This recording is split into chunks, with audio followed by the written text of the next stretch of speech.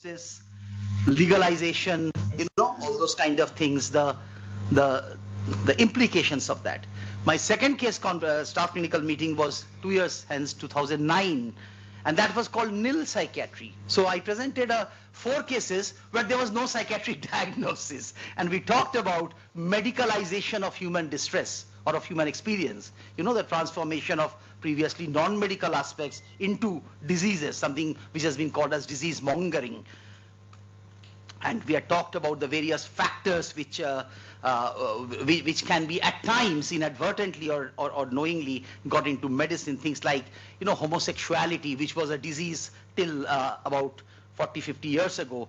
Political thinking, something called sluggish schizophrenia in Stalinist Russia at that time. People who were dissidents were diagnosed with a form of schizophrenia and packed off to mental hospitals forever. Cultural factors like value of thinness, fairness, you all know what I mean. Smartness, tallness, happiness as desirable and medically enhanceable. You know what I mean. There are many examples. We had talked about some interesting disorders of the which are no longer there, something like drapetomania in the 1900s, which was a persistent and pathological tendency of some slaves, that was the American slave era, to run away from their master, so it was called a disease, okay? Childhood masturbation disorder, masturbatory activities by a child, which is known to be normal now, rhinotilexomania, blah, blah, blah, blah, etc., etc. The next one I turned a bit in 2011, the other extreme, and we talked about a problem this time, which was at that time in search of a name. 2011, till that time, it was before DSM-5. There was still no official internet addiction or behavioral addictions. Now we have gaming disorder, we have gambling disorder. They seem very common. It was not like that at that time. That was my other staff clinical meeting at that time. I'm trying to show that there were, and my last one which I could find on records was 10 years ago almost. That was a long-term follow-up, what they can teach us about relapse and recovery in schizophrenia. And I showed them, interestingly, almost one of my earlier first things. You can see 1987, July. This was one of my first cases which I had seen there at that time as a junior resident. And the second one, which was November 1987. And those two, we had followed up for 28 years, and that was what nearly 30 years, I presented with the outcomes paradox that why is schizophrenia seems to be in India and in developing countries better despite our poorer conditions compared to America or Western countries. Why it is better, and then we discuss various things. Could it be because of cultural factors, role expectations, less stigma perhaps, less expressed emotions, more family support or family buffering, less substance abuse. The common thread which I thought was psychosocial and environmental factors rather than purely biological factors. Why am I mentioning all these is that they have a theme which I will culminate today in today's presentation. And what these 28-year, those prospective follow-up had taught me at that time, that earlier we cannot always predict the long-term course, thinking what we know today. Often they can recover, maybe often late. And patient-therapist family bond is probably the most important thing in the longest term follow-up of such kind of patients. And the nature of psychiatry finally as a healing profession, not just a treating profession. It's true for all medicine, by the way. Of medicine, where biology meets sociology, body meets mind, and science meets art. And I ended with this famous cat's drawing drawn by a schizophrenic patient of the 19th century called Louis Owen. This is when he was completely in a schizophrenic breakdown. So this was, you can't make, there's a cat there, right? It's all jumbled up. As and when he was recovering gradually, the shapes, his fresh drawings were changing gradually. And they were taking the shape. These are all actual drawings, actual paintings, till it becomes a beautiful cat when he recovers. That's how a mind finds itself back, right? Friends, there we are. So after this blank slide, we come back to today. 2 patients in Scotland and the social determinants of mental health. The point is about what the Scottish experience taught me. You might wonder why Scottish, why not Indian experience? You'll understand that at the very end of the topic. So this is our good old PGI, but as the older person will know, this is not the current gatepost. These are gateposts of the yesteryears. Okay. This was the previous gate post. And from India, we are transported to the United Kingdom, in a place called Livingston in the border of Scotland and England, where I worked for a year from November 2016 to 2017. These two cases, which are mostly true, but partly fictional because they're amalgam of a few cases as a case vignette, I've taken from there. A beautiful country, an absolutely stunning and beautiful country with the famous Loch Ness monster, basically the lake there, and place where we stayed. And this is the hospital where I worked, St. John's Hospital in Livingston, Scotland. Is very close to Edinburgh on the eastern side of Scotland. The western side is Glasgow. So this is the hospital where I worked, and this is where we see the patient, my first patient in Scotland. This case is themed as I am lost and looking for a direction. The story of not Mary, the Scottish pronunciation is Vary.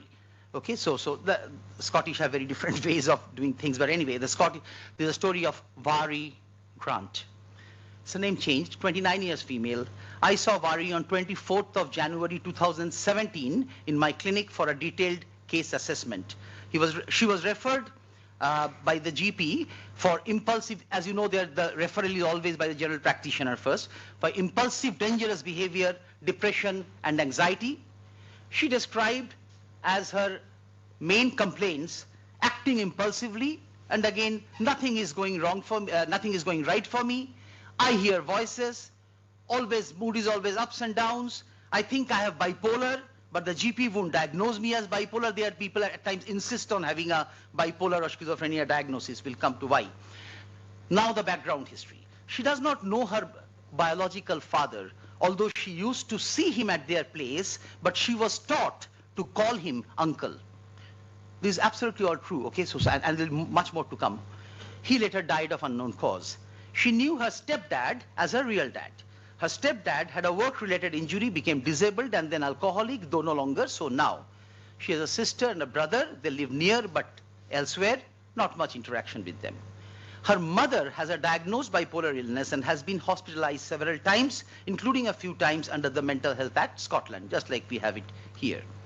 Understandably, she has had a difficult and disturbed childhood. She stated her mother was an alcoholic, her language, and she was neglected, shouted at, even thrashed throughout her childhood. Mother was constantly moving house when she was younger, lived in a place called Fife, Warrington, Deans, all different counties in Scotland. She lived on social benefits like they have there, like employee support, ESA and PIP, personal independence support. PIP is a higher payment that is only reserved for people with severe mental illness like bipolar, because she had bipolar. And that's one of the reasons that she wanted her diagnosis to be converted to bipolar so she could get more money.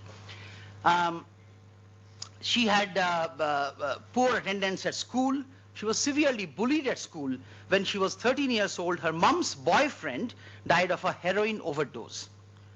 Also stated that 2 of her friends have hung themselves in the past year.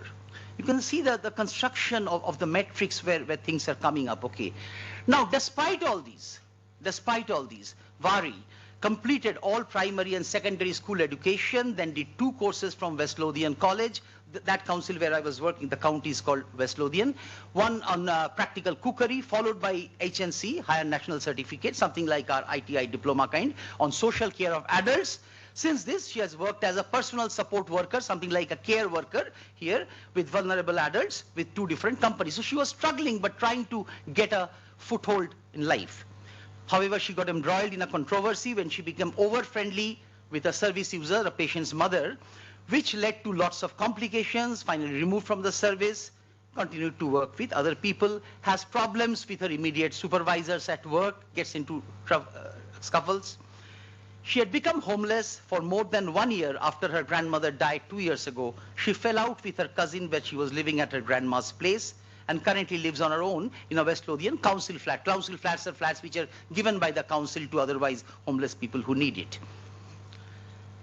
Sexual and interpersonal history. She was raped when she was 16 years old by her mom's then boyfriend, Peter. Mom didn't believe when this was disclosed to her. She got into several short-lasting relationships thereafter. Some of them were abusive relationships. She was also in a same-sex relationship for a few months, but it didn't work out. Currently, she is single, and she has had one-night stands with strangers after getting very drunk. Alcohol and drugs history from there, and risky behavior. Impulsive over drinking, after which on one occasion she was arrested by the police for domestic assault on her ex-partner, though the charges were dropped later. She had impulsive sex with little known acquaintances, usually under the influence of alcohol. She said that she had cut down her drinking to weekends only at that time. She stated that from age 17 to 20 years of age, she had used speed, LSD, ecstasy, all various drugs, and had tried legal highs like MCAT, Meow Meow, that's one of the stimulants, bought over the internet on a few occasions, denies illicit drug use currently other than casual use of street cannabis, not the synthetic high THC variety, smokes about 20 hand-rolled cigarettes a day. Other risky behavior and self-harm, often posts nude pictures of self on Facebook to unknown people just to get a kick out of it. Abusive text to friend and tends to fall out, so very unstable interpersonal relationship. Has a history of earlier frequent self-harm by scratching her arms till they bleed and impulsive hair plucking. However, she said that these are not present now, and this is primarily, as she said, to ease the tension and the pain. When she was 16, she thought of jumping off the Fourth Road Bridge, one of the high bridges there. This was following the sexual assault that she described at her mother's then boyfriend's hand. She has suicidal thoughts every day and has looked up the internet to find a drug, Nembutal, which is one of the barbiturates. I think it's pentobarbital most probably. That would give a peaceful, painless death, but said she would not do that to his, because she was still close to his sister and mother despite everything, as this would scar them for life, she said that, and she wouldn't want that. Recent thoughts of jumping in front of a train. She had a little bit of a forensic history of arrest by the police, once while drunk as described above, and another time when a service user in her previous job complained against her. However, she said that again the charges were dropped. Mother has bipolar illness. Sister has ADHD on medication. Brother had gone to prison for theft and assault, drugs, query antisocial personality disorder. On mental examination, she was generally bitter with the whole world and was full of complaints. She did become emotionally quite labile, laughed and also wept a little. It was all like an emotional roller coaster, you know, during that 1 hour session. And at one time said, "I'm going to use up all your clinic tissues." However, she probably failed to see her own role in these unfortunate circumstances that she often found herself in. Despite that, there was no clinically evident depression or anxiety. There were no psychotic features. She said she had a general difficulty in trusting people. She had an unstable self-image and an uncertain sense of directions in life. As she said, "I am lost and looking for a direction." As I said, that was the theme of this case. She did mention about quote-unquote hearing voices, but could not elaborate further if these are from external space or no other characteristics of a true hallucination. She did say, "I see Peter," that person I talked about, "and get his body odor while in sleep or in nightmares. The moods were ups and downs, can change in hours," and then she insisted that I have bipolar, etc. So in summary, on the detailed review of her life situation, I could discern that she has this repetitive pattern of unstable interpersonal relationships spanning over 3 generations with her grandmother who raised her, mother, sister and brother, friends and ex-partner, with a consistently unstable self-image, impulsivity, risky behavior, past trauma-related issues, pseudo-hallucinations, and no clearly delineated episodes of mania or depression, rather emotional dysregulation. So what's the likely diagnosis? In those REA shows, they put the microphone towards the audience as they say, there is no prize for doing that. All of you here would know that we are talking about borderline personality disorder, emotionally unstable personality disorder, right? My first 100 OPD cases in Scotland in November, December 2016 over 5 weeks, 70 new cases and 83 return patients. This is the age range.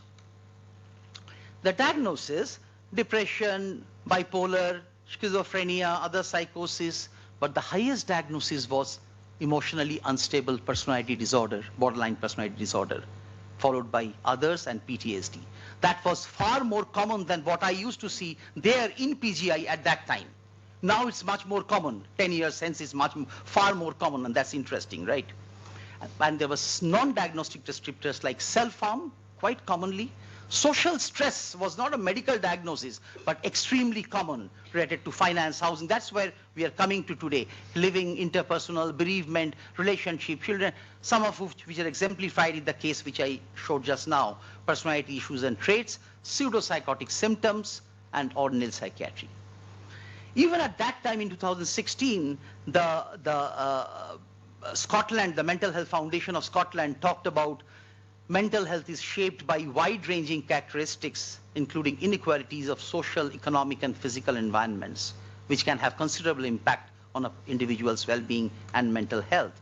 There's something called Scottish Index of Multiple Deprivation, a very, very interesting and good one. Actually, in India also we have this. I don't know exactly how it works here, but something similar. So it's basically, it has multiple domains: economic, housing, occupation, employment, neighborhood, advantages, education, many of these. And then comes to a composite score, and by which the lowest score means the most deprived, and highest score is the least deprived. So you have a decimal, you have a quintiles for, you can say that which population, which part is the most deprived. These are the indicators, okay? Based upon that, the entire Scotland, they have got this color-coded deprivation coloring, okay? As you can see, the most deprived to the least deprived. Why we are talking about this? That is because when you talk about the mental health, the GHQ scores more than 2+, people with mental health issues, the maximum, as you can see, by far the highest is in the most deprived section. Same about depression. This is the highest one, the most deprived in men and women. Same about anxiety.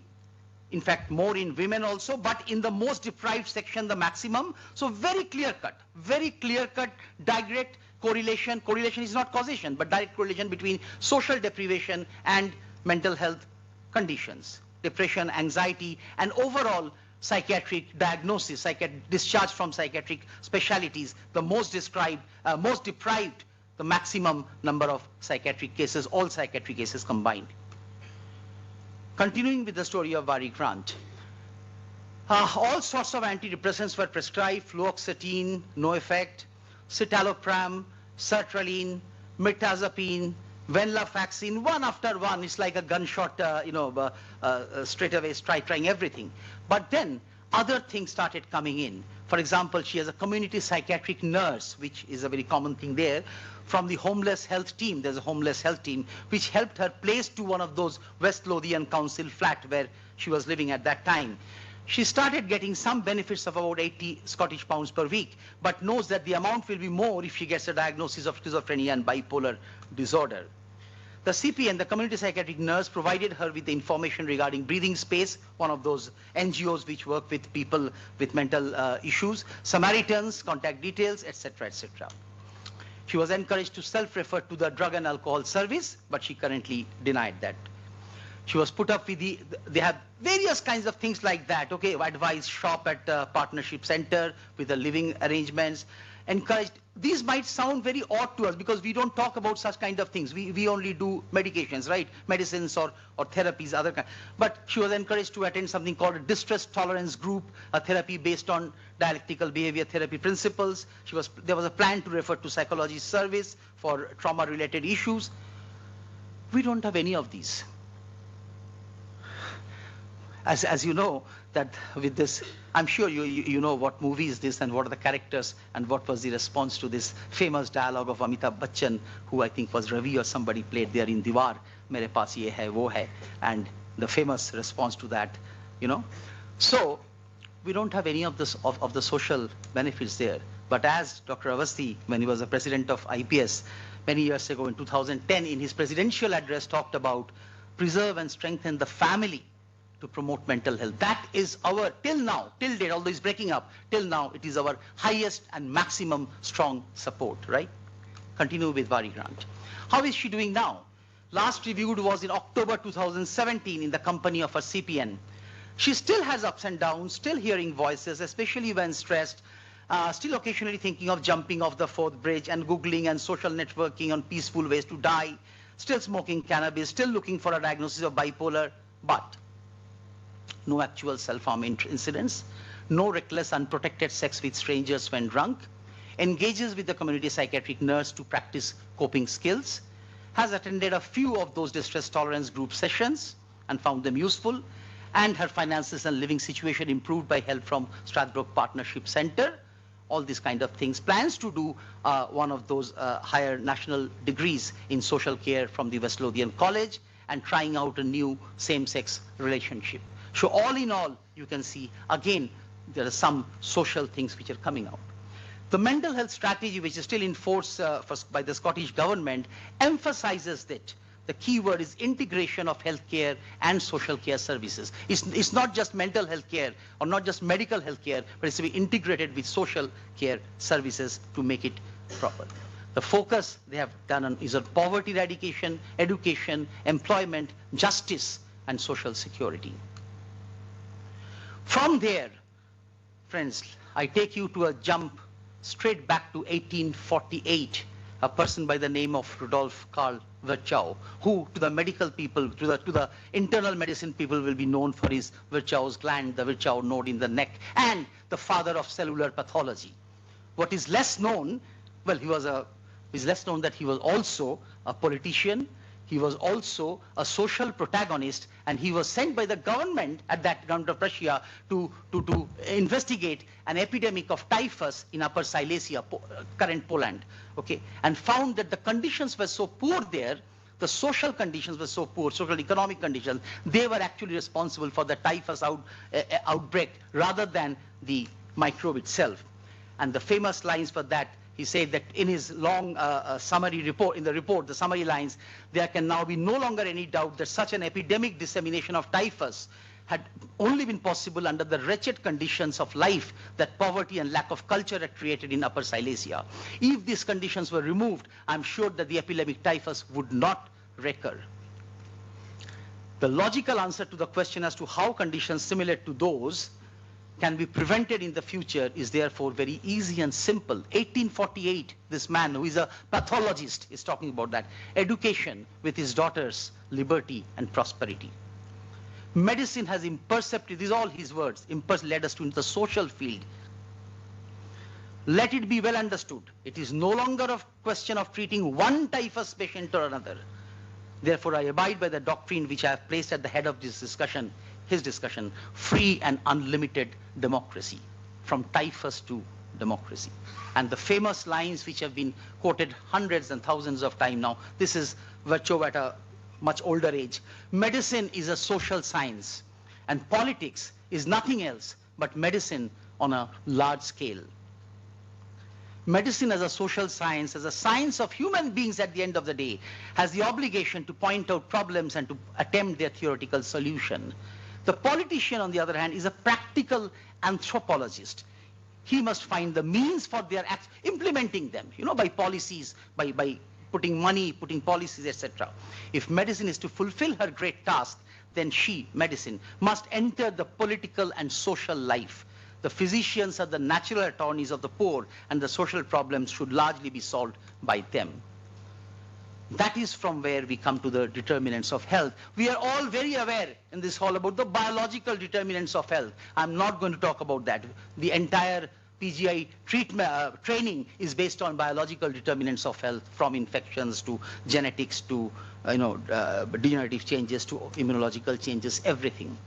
We also know about psychological determinants of health, about coping, personality styles, etc. The behavioral things, which now we are talking about in the era of NCDs, we are talking about lifestyle choices, lifestyle changes. What we less talk about, and often are hidden under the carpet, are social determinants of health, economic determinants of health, ecological or environmental, now we are talking about climate change and health, etc.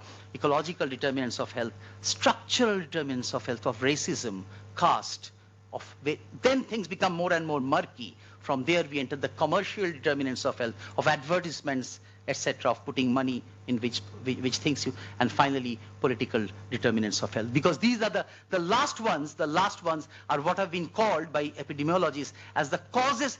These are the causes, right? Biological, psychological, behavioral causes.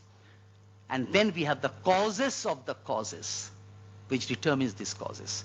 So this is how these things pan out there, starting from the core things like age, sex, constitutional factors, biological factors, to the behavioral, individual, lifestyle, exercise, walking, alcohol, smoking, diet, etc., to the social and community networks and living and working conditions, and how they all ultimately influence all health, including mental health.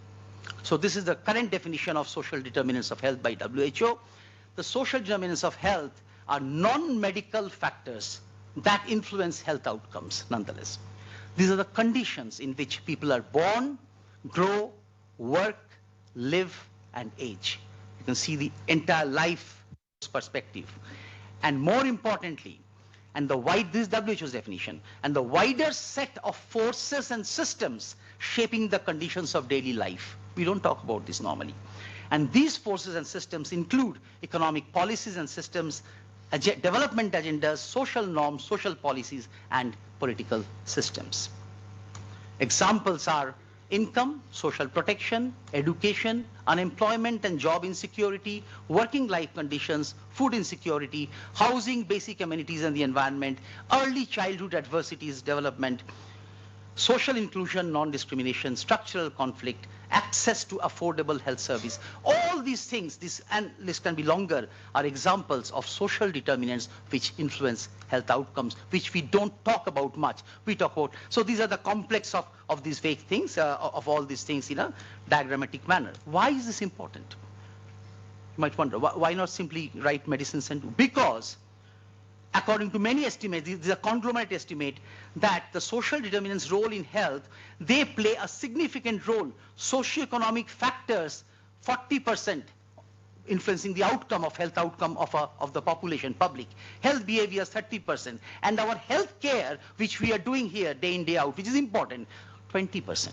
These are overall. The figures have a range, but I'm not going to details. There is available data on this. And so this is the layers of, this is health, the final health, but the determinants of health from individual, age, gender, genetics, to individual behaviors, diet, exercise, addiction, coping, to public services and infrastructure, including transportation. When your patient can't come to PGI, what treatment are you going to give? And if you don't have a proper district level health working condition, living and working conditions, air, water, soil quality, working environment, etc., etc. And finally, the larger the causes of the causes, social, economic, and political factors. Are we all going mad? It seems like in psychiatry, from ECA, the epidemiologic catchment area study in 1983-84, the lifetime prevalence of mental disorders, lifetime, was 32%, large enough even at that time. All USA-based data, all USA-based, but well sampled data. National Comorbidity Survey later pushed the lifetime prevalence up to 46%, and the repeated of the National Comorbidity Survey put it almost half of us sitting in this hall would have some lifetime diagnosis of some mental health conditions. How is it possible? This is from 31st January, 6 days ago, Forbes magazine. The mental health boom, why the US needs 30% more therapists. 30% more therapists. They are saying that the demand for mental health professionals in the US is skyrocketing, surpassing the growth of traditionally high demand fields like IT, finance, and hospitality. It has surged up to 30%. They are in demand, a new wave. Can all these be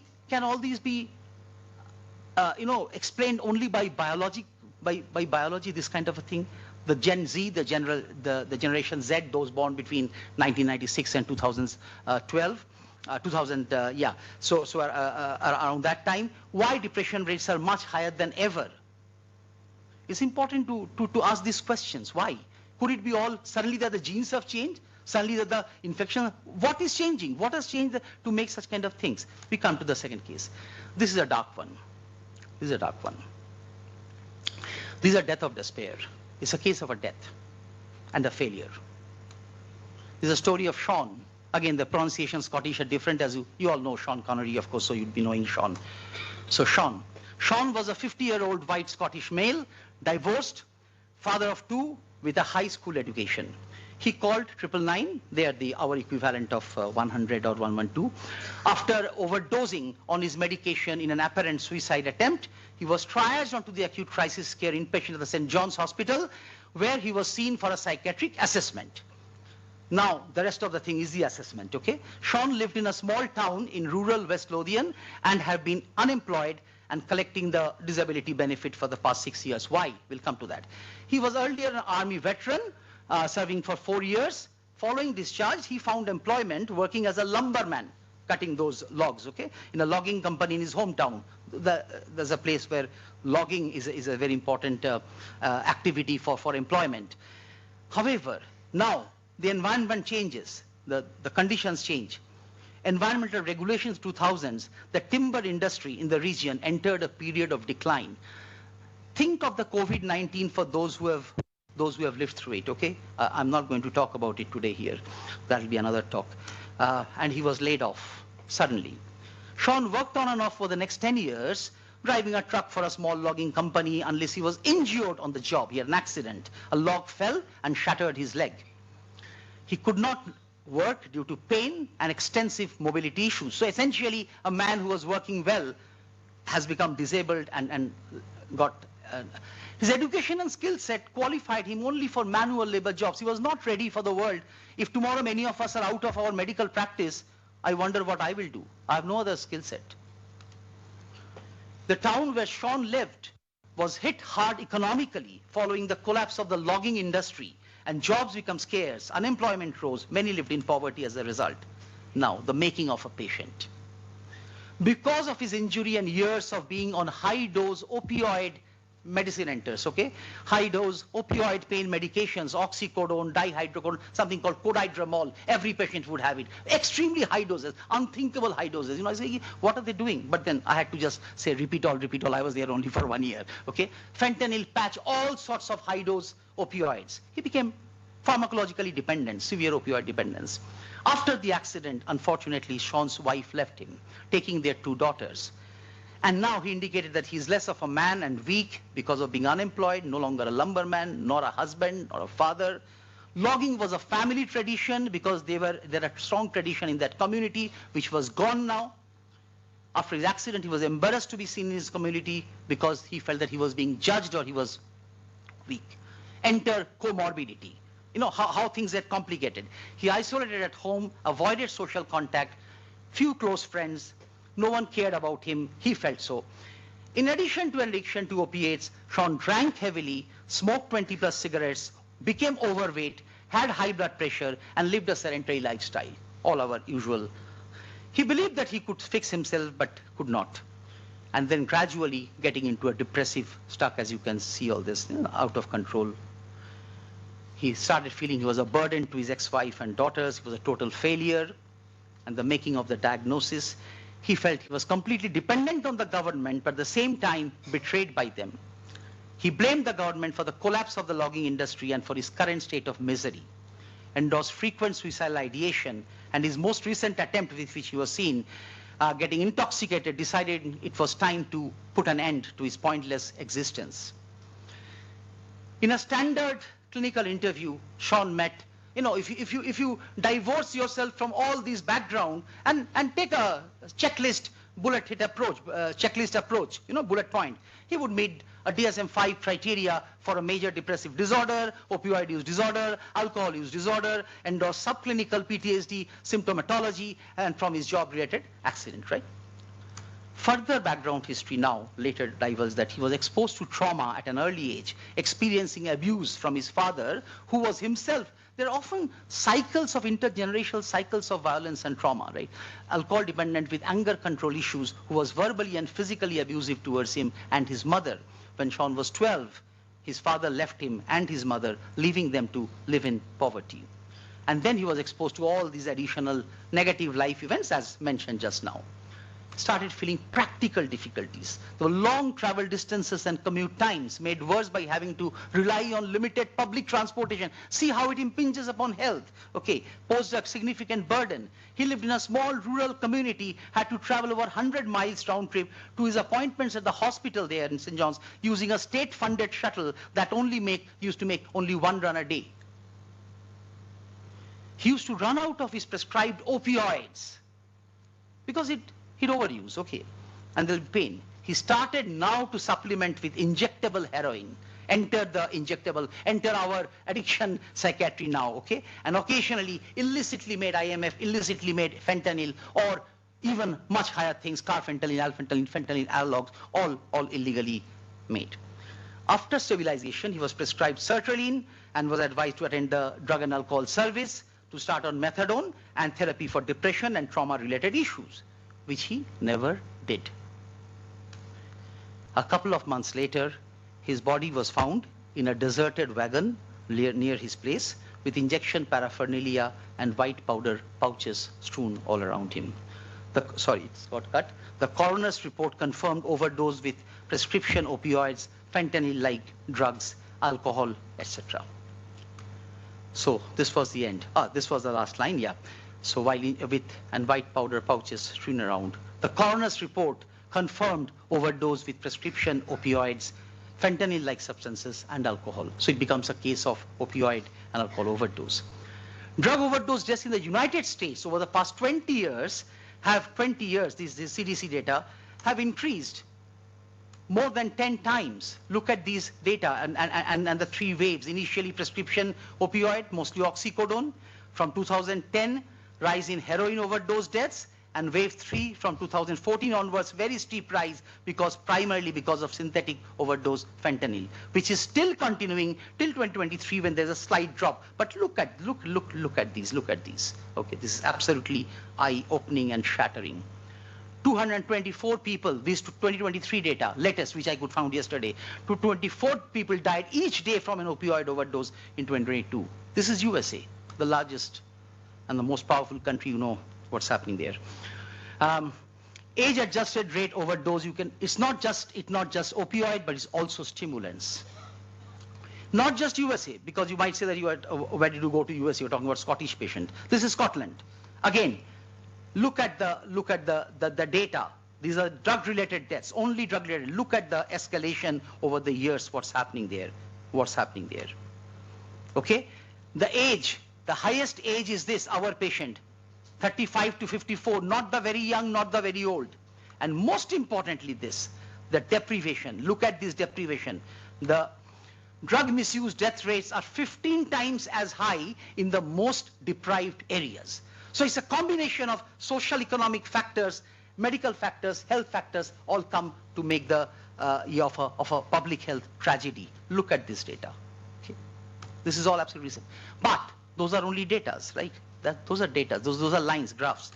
Some images, I won't show you too many images. I showed a few in Hyderabad of late, but ponder these images and ponder this one. East Liverpool, Ohio, 2016, around the time when I was working there. Also note in this, they're all drug overdose deaths, right? But can you see the little kid sitting at the back of the car? This is what medicine does. This is what happened to Sean.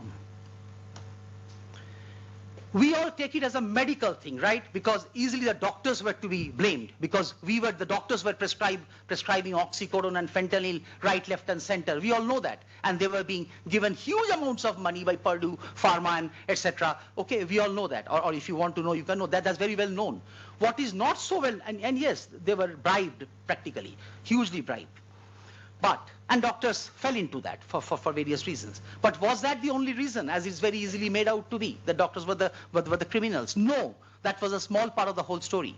That's what I'm telling you today. This is what in a very important article to my mind in American Journal of Public Health writes, there's no easy fix to it. Social and economic determinants, and it says that the accepted wisdom about the overdose crisis singles out prescribing practice of the doctors as the causative vector. Okay. Although drug supply is a key factor, we posit that the crisis is fundamentally fueled by economic and social upheaval. Its etiology, now this is a wonderful line, a very poignant line, is called the role of opioids as a refuge. Remember somebody who said, no, I'm not going to talk about that, what Karl Marx said about religion. Okay, so opioids as a refuge from physical and psychological trauma, concentrated disadvantage, isolation, and hopelessness. Sean. Social drivers, the overdose deaths, these data have been most common in whom? Less educated, unemployed, or those who recently lost work, living in poor neighborhood, socially disadvantaged or homeless, having easy access to cheaper but more lethal drugs like fentanyl, and with less access to health care. Is it pain or is it suffering? We talk about chronic back pain, so common. Half of America is suffering from chronic back pain. Okay. Pain can be seen as an idiom of social distress also. There's a concept of total pain in palliative care, which is more than only physical pain, which combines in the end-stage cancer palliative care. It's a combination of physical, psychological, social, economic, and cultural distress of suffering. And then there are market forces which play upon this multidimensional suffering to increase drug intake by the society on a mass scale. It is emblematic of a healthcare system that incentivizes quick, simplistic answers to complex physical and mental health needs. So, this is what two economists, interestingly, they come out with this book in 2021. They have been writing from 2015 in Proceedings of the National Academy of Sciences, New York, PNS. They came out with a very important study in 2015 and later named these things called Deaths of Despair and the Future of Capitalism. Anne Case and Angus Deaton, husband and wife at Princeton University, and Angus Deaton is a Nobel laureate in, is the equivalent of Nobel laureate in economics. They talked about these deaths of despair as suicide, drug overdose, and alcohol-related cirrhosis of liver. These are the three. When they found that these are more common in white, non-Hispanic males particularly, with low education. So there was something happening with the socioeconomic parts also. And they called these are the deaths of despair, rising pain, deteriorating mental health. They said that weak dysfunctional societies like injured or dying animals attract vultures who make profits, right? Who swoop in to scavenge. The last line, the pharma companies, I'm conscious of the time, so I'm trying to hurry up a little bit. The pharma companies targeted places that were hurting. Then you come up with the prescription. Oh, give them more medication and they'll be happy. Where jobs have been lost and where pain was prevalent, but it was the pharma companies and distributors who exploited the situation. The epidemic was worse in places with high levels of initial pain. This is how it works, a tentative model of how it works by despair. Yesterday's, this month's JAMA Psychiatry comes up with social determinants, a meta-analysis of 46 meta-analysis, a mega-analysis of 46 meta-analysis. And what does it come up with? Social determinants of suicide-related outcomes. The highest ones are things like, the highest risk factors are with individuals serving sentences within the community, justice criminally involved people, exposure to suicide, mortality, seeing suicides in families, firearm access, divorce versus unmarried, single versus married, widowed or divorced versus, so all these kind of unstable relationships, and other single mother aged less than 20, etc. All socio-economic factors. The Lancet in a recent, very detailed, I think it's a 40-page, their famous Lancet Commission's things, talks about this responding crisis, and I'll end with this. Allow me I'm not going to talk about politics today here, but these two are interesting, so I thought that this is from Lancet, this is not my words, this is from Lancet Commission, the political, pharmaceutical, bureaucratic nexus. And it all has impinges upon health, that's what we're talking about, right?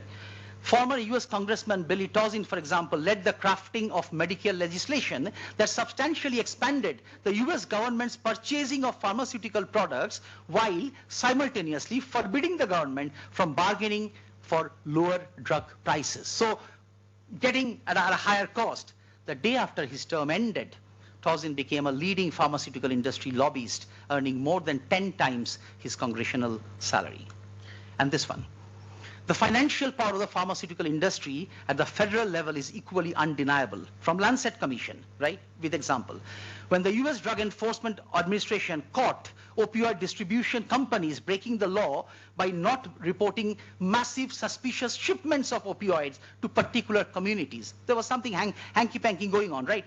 The companies asked Congress, the pharmaceutical companies asked, see what kind of power they yield, asked the Congress to pass a law curtailing the organization's power to conduct such investigations.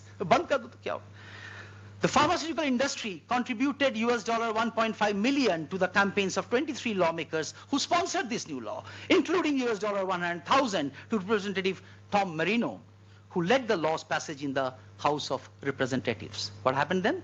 Soon afterwards, Donald Trump, the president at that time, and now as well, nominated Marino to become the director of the White House's Office of National Drug Control Policy. Ending with this this World Psychiatry article, extremely important last year, just came up last year, the overview, mega overview of social determinants of mental health and disorder, evidence, prevention, and recommendations, took a life course approach, as mentioned, early life, childhood, how social factors, the social determinants work straight from early life and later on, starting from prenatal factor, from maternal stress and mental health, obstetric complications, poor nutrition, economic status, racial discrimination, smoking, alcohol, to childhood like family discord, single-parent households, children of adolescent mothers, bullying and victimization, to adolescence and household, etc. Okay, leaving school, education, not getting, discrimination, unemployment, and at a larger level, how they occur by, becoming large. The diagram which I showed you earlier, and how there can be primary preventive efforts as well. I won't focus on these right now, but it's just to make the awareness that this can be done. What about India? Must be wondering, why am I blabbering about Scotland all through? So this is the first time, this is the second one, this is the third one, and this is the fourth one. I'm not going to talk about India. We can. If you want, it's up to you. I leave it to you. It's not my job to always. My job is to exhort in my last final staff clinical meeting, to exhort that these are important. And all these factors are true about India as well. Just some examples, without going into the details, are things about suicide, student mental health issues, farmer suicide, substance use and addictions, all stages of them, common mental disorders, policies related to alcohol, drug criminalization, opioid substitution therapy, electronic nicotine delivery systems, e-cigarettes, healthcare services, you name it. Coercion in psychiatric system, stigma reduction, preventive. Everywhere, social, economic factors are important. India government does have taken some note. 10 years ago, in 2014, they came up with the National Mental Health Policy of India. On paper, at least it's there. Very strongly, they have endorsed. They have mentioned that there's a need to address the social determinants of mental health, such as poverty, environmental issues, and education. They talk about that. Interestingly, in the economic survey, which drives the budget, this was last year's economic survey, which for the first time talked about, for the first time ever, the economic survey talks about mental health. That's why I'm pointing it out. It talks about mental health issues, why economic survey, in the economic survey, which you don't expect health issues to feature there. And this is the one released 6 days ago, on which the current budget is based, right? These are the latest one. It gives a whole chapter on mental health of youth will drive the future economy. Economic survey says that. So we are there. There is definitely some start, better late than never, and it is important for us today. This is an economic survey where they talk about mental well-being score and its relation with ultra-processed food consumption based on an actual survey of about 10,000 people, not a very large one, but based on actual survey in India, okay? Ultra-processed food consumption, family closeness, those who are very close to many have better mental well-being, spend free time with listening music, meet friends, and exercise, etc. It emphasizes school and family level interventions, and the final line is, given the direct costs of human welfare and the spirit and sentiment of the nation, putting mental well-being at the center of the economic agenda. That's the interesting part. Okay, you're talking an economic survey, not a health survey, is prudent, and the scale of problem is immense. At least it acknowledges that for the first time 6 days ago. So what has my Scottish experience taught me? I reflected upon my experience of working in Scotland and seeing very different socio-cultural aspects, those stories, remember them, Sean and Vary, of psychiatry as reflected in those patient populations and their social support systems, which were very different. But hamare paas maa hai, abhi bhi hai, but anyway. Okay. Essentially, it is about socio-cultural context of psychiatry in action in a different part of the globe. However, The fundamentals remain the same. An editorial which I wrote 10 years ago, social psychiatry, why we still need to hold on it. And this can be transferred into social medicine as well, why we still need to hold on to it. And 2 years later, not copy-pasting, but it happened so that in British Journal of Psychiatry, there was a very similar editorial by some great people, why do we need a social psychiatry?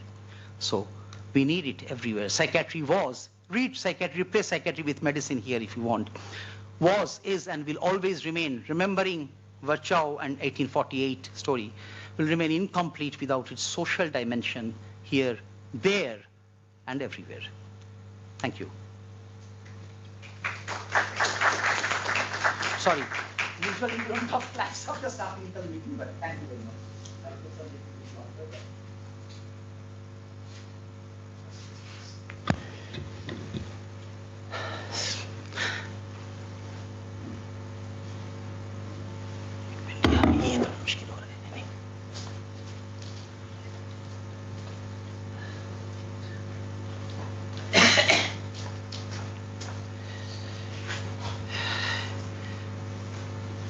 I know I've covered a lot of ground, and pardon me for being a bit here and there at times, because it was a very large ground. The original PowerPoint had more than 150 slides. But I wanted to give you an overview of a picture which is much broader than what we normally see in our day-to-day life. That does not mean that we'll stop seeing our individual patients. Please, that's not the message. The message is to just open our eyes to the broader reality, which is more complex, but nonetheless very true. Comments, please. Dr. Akhilesh. Sorry, I'm the chair. आप chair करना चाहोगे, sir? आ जाइए ना. Thank you, sir, for the presentation. For the last 10 years, I have been working with children and adolescents, and now as a student, we could not see the cases with such sort of presentation which was present in the first case. And now we see that developmental trauma, other than the trauma of the sort which is very severe and causes PTSD, it is very common even in our Indian setting. The social fabric is changing, family environment is changing, families are becoming nuclear, both parents want to work, and the child is neglected. So this sort of trauma gets accumulated, and the presentation which we would not see frequently, the NSSIs and the emotional dysregulations and these sort of things we very frequently see. And in our, for the group, kindly spell out NSSI. Non-suicidal self-injuries, and in our OPD also, and in our inpatient, those children who are admitted with us, nearly 70% of those are having these trauma issues and such manifestations. And the social determinants which we cannot change, we can teach them some sort of self-regulation, whatever little we can try in our own ways we do, but the social determinants hamper us. Yesterday also we had a case conference, the similar presentation, junior resident was asking me what are the determinants which are very important in this case. And at the last, when we interviewed the patient, the adolescent was alone. And these were the family related issues which were hampering her from seeking care, though she lives nearby Jirakpur in a society. So these are becoming equally important in our society. Other thing you talked about, the changes which are coming slow to our society and the importance of family. One of your and my student, she did a thesis for predicting the risk of 5-year risk of having bipolar disorder. We all know that other than the sexual and severe continuous abuse, living with a parent with severe mental illness is one of the most important adverse childhood adversity. And in our research with 200 patients, we found that our risk was less than the USA, where the original study was done. And the factor we found which could guide us that why it was less, that still some of the grandparents or other one was having a holding hand in the family, and substance abuse or use was less in our population. So thank you, sir. Thank you. Thank you very much, Dr. Akhilesh. Fully agreed with your comments, but I'm really keen to hear Professor Sanjay Jain. And also, I think we'd be liking to hear comments from our internal medicine friend, because from psychiatry we can... First of all, I would like to thank God for giving me this opportunity that I was born in a reasonably well family. I was educated and not exposed to all the traumas which people have to go through. Same time, I'd like to thank you, for bringing out this important point. If you ask me straight, everything that happens on this earth is by random, it happens randomly. Why are we born in a particular society, in a particular environment? I'm just thinking, if I was born like this and possibly undergone the same situation, maybe that I would have been even worse. So if you ask me, rather than looking at the minute details, I believe that two factors which determine the most important is the poverty. The second one is the education. Sorry, And both second are one? education. Yes. And both of them are so intermingled that whatever, sir, you are talking actually belongs to the middle class. Whatever data you showed in the second slide of isolation, traumas are particularly of the middle class. And that brings to a very important point that the sample size of 10,000, I'm pretty sure about it, 8,000 will be from middle class, not from the lower class or higher class. So if you ask me, a single intervention is to improve your economic status. 80% of problems can be solved. Not that all of them can be solved. Still the problems will be there. So poverty, whatever we are here, I believe that we should thank God that we are sitting in this comfortable environment. Think of the street urchins whom we meet every day. I don't think they come to you ever. Ever. Whosoever is brought to you is usually a middle class person.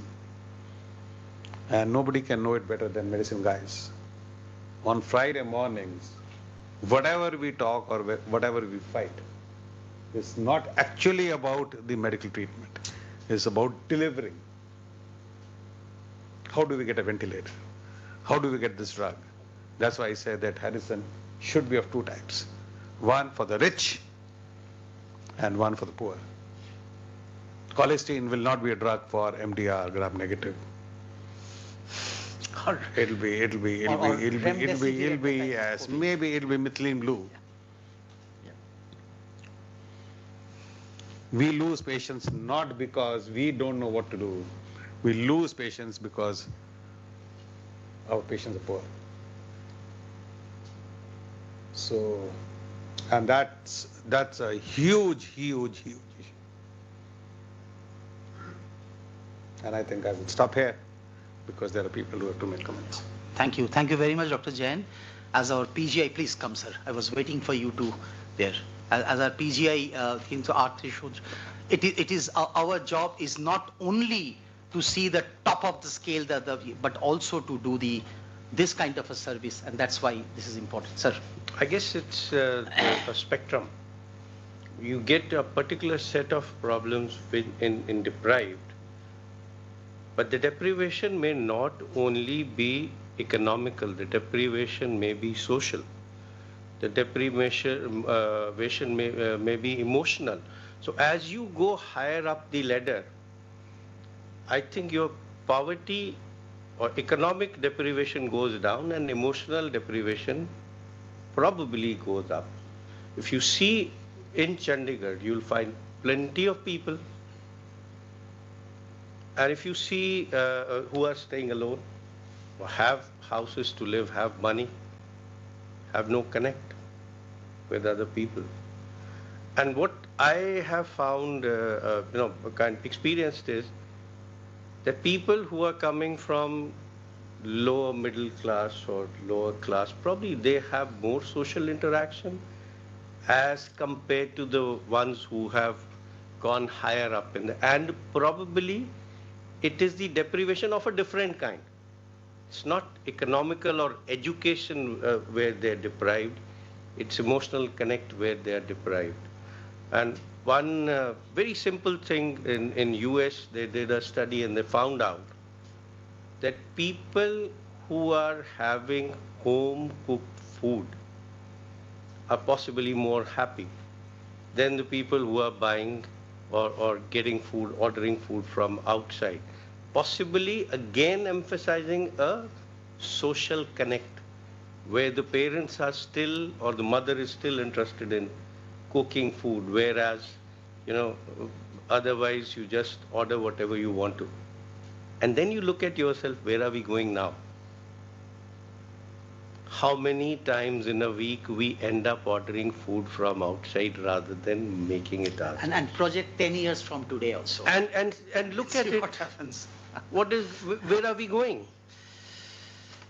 So if it is such a simple thing which can, unite families together, I request everyone to please take it up. Thank you. Thank you very much for that message. Simple but important. The US Surgeon General has declared loneliness as the latest US epidemic. There's a book about that. But I think we have run out of time. Thank you very much for giving this opportunity to me. I have been there in PGI since 1987 with my dear friend, and for this opportunity to talk about these things, which I think in PGI we should not shy away from talking about. Thank you.